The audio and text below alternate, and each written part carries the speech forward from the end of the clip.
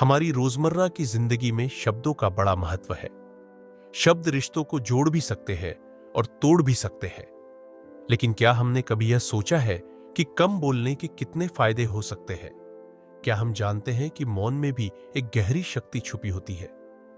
भगवान बुद्ध, जो ज्ञान और आत्मचिंतन के प्रतीक माने जाते हैं, उन्होंने मौन की शक्ति को बहुत महत्व दिया। उन्होंने समझाया कि किस तरह कम बोलना और सही समय पर सही शब्दों का चयन करना हमारे जीवन को सकारात्मक दिशा में ले जा सकता है। यह प्रेरणादायक कहानी आपको बताएगी कि बुद्ध ने अपने शिष्यों को मौन का महत्व कैसे समझाया और कैसे हम इसे अपने जीवन में अपना सकते हैं। एक बार की बात है, गौतम बुद्ध अपने शिष्यों के साथ एक गांव में ठहरे हुए थे। गांव में रहने वाला एक युवक बुद्ध से मिलने आया। युवक ने विनम्रतापूर्वक कहा, गुरुदेव, मैं हमेशा अपने शब्दों से दूसरों को दुखी कर देता हूं। कई बार मेरा उद्देश्य किसी को ठेस पहुंचाना नहीं होता, लेकिन फिर भी मेरे शब्द किसी न किसी को आहत कर देते हैं। कृपया मुझे कोई मार्ग दिखाइए जिससे मैं अपनी वाणी को नियंत्रित कर सकूं। बुद्ध मुस्कुराए और बोले, तुम 7 दिन तक मौन रहो, फिर मैं तुम्हें उत्तर दूंगा। युवक को यह सुनकर आश्चर्य हुआ। वह सोचने लगा कि बोलने की समस्या का हल मौन कैसे हो सकता है। लेकिन चूंकि वह बुद्ध का शिष्य बनने के लिए तैयार था, उसने मौन व्रत स्वीकार कर लिया।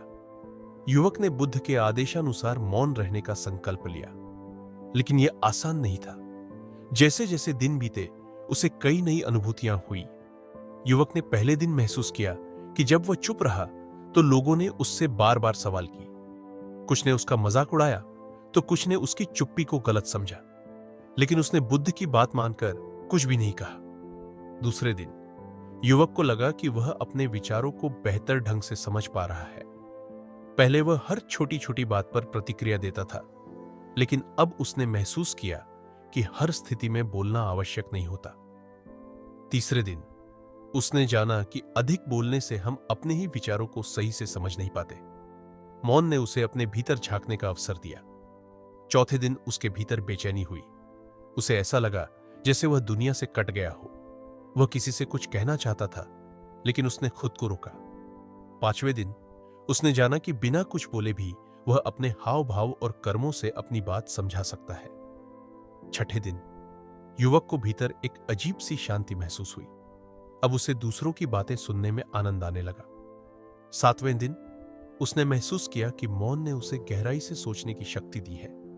अब उसे समझ आ रहा था कि शब्दों का प्रयोग सोच समझकर करना चाहिए।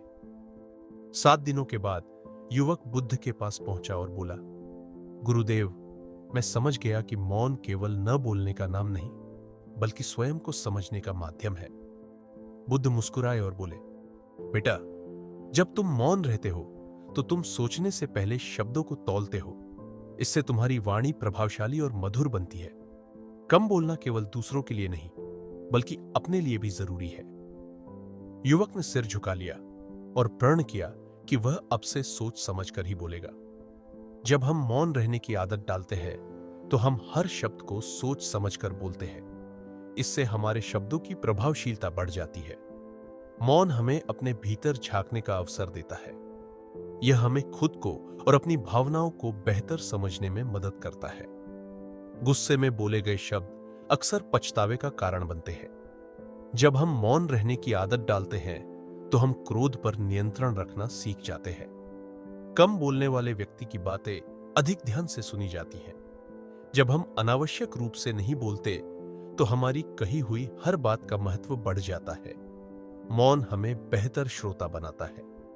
जब हम दूसरों की बातें ध्यान से सुनते हैं तो हमारे रिश्ते और मजबूत होते हैं। कैसे अपनाएं कम बोलने की आदत? प्रतिक्रिया देने से पहले रुके। किसी भी स्थिति में तुरंत प्रतिक्रिया देने के बजाय कुछ पल रुके और सोचे कि क्या वाकई में बोलना जरूरी है। सुनने की आदत डालें। अच्छे वक्ता से ज्यादा जरूरी है एक अच्छा श्रोता बनना। जब हम ध्यान से सुनते हैं तो हमें हर स्थिति को समझने की क्षमता बढ़ती है। अनावश्यक वार्तालाप से बचें। जब भी कोई अनावश्यक चर्चा हो रही हो, उसमें भाग लेने से बचें। इससे न केवल समय बचेगा, बल्कि आपकी ऊर्जा भी सही दिशा में खर्च होगी। ध्यान और मेडिटेशन करें। रोजाना कुछ समय ध्यान करने से हमारी मानसिक शांति बढ़ती है और हमें कम बोलने की शक्ति मिलती है। गुस्से में बोलने से पहले मौन धारण करें। अगर आपको लगे कि आप क्रोध में हैं, तो उस समय कुछ भी कहने से बचें। कुछ देर मौन रहकर गहरी सांस लें और फिर प्रतिक्रिया दें। निष्कर्ष: गौतम बुद्ध की यह प्रेरणादायक कहानी हमें सिखाती है कि मौन केवल एक अभ्यास नहीं, बल्कि एक जीवन शैली है। जब हम कम बोलने की आदत डालते हैं, तो न केवल हमारे शब्दों का मूल्य बढ़ता है, बल्कि हम स्वयं को और दूसरों को भी बेहतर समझ पाते हैं। इसलिए कम बोलना और सोच समझकर बोलना ही असली बुद्धिमानी है।